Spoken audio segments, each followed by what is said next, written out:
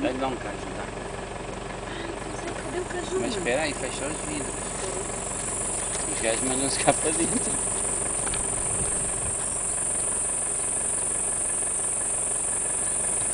Ai, fecha os vidros, só está a avisar. Calma, calma, calma, ele não vai pular. Olha que o nenenzinho chupando.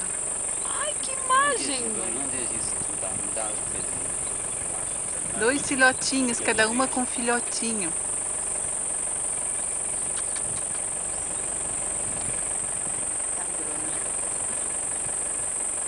Olha eles tudo olhando, eles nem se atrevem. Elas estão com o filhotinho? Elas querem se Eles alimentar. nem se atrevem a vir. Ah, é. Elas brigam, né? Acho que sim. Parece uma pessoa. Eles nem vêm. Não queriam ter. Olha! Olha o medo.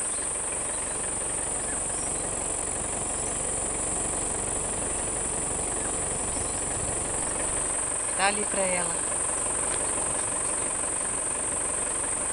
Olha, esse ali é grandão. Grandão, não é?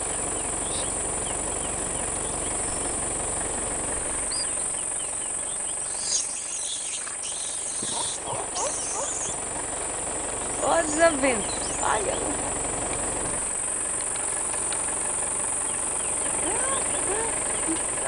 Essa é gulosa. Agora só tá amarelo.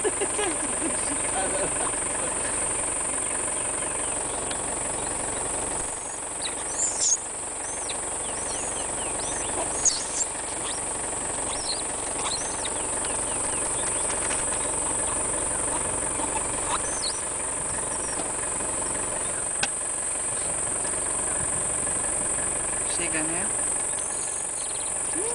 Olha o peitinho dela lá, tadinha, as duas tetinhas. Toda chupada. Tadinha, eles têm mais medo da gente do que a gente deles. Eles não vêm aqui.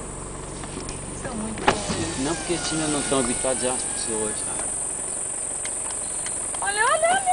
Passando ali. Olha.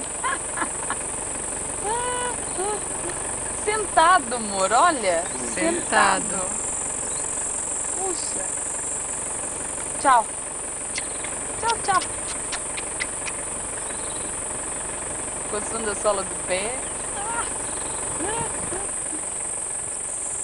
Olha as maminhas daquela que está ali, esse mesmo ali no peito. Uma pequinha dela. Desse mesmo. Outro filhote dela. Tão bonitinho. Oi.